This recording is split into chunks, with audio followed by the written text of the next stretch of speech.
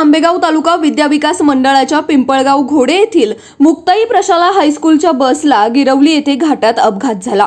अपघातात जखमी झालेल्या विद्यार्थ्यांना उपचारासाठी उपजिल्हा रुग्णालय मंचर, ग्रामीण रुग्णालय घोडेगाव, साईनाथ हॉस्पिटल भोसरी येथे ठेवण्यात आले आहे।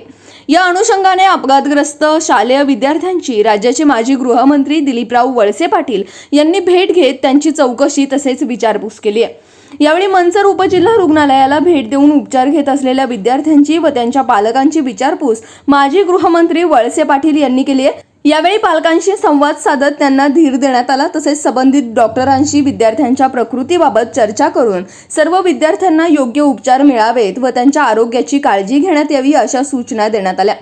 अपघात झाल्याप्रकरणी शाळेच्या बस चालकावर गुन्हा दाखल करण्यात आलाय। बस चालकावर निष्काळजीपणे बस चालवण्याचा आरोप होत आहे। प्रशासन याबाबत पुढील कार्यवाही करेल असे यावेळी वळसे पाटील म्हणालेत।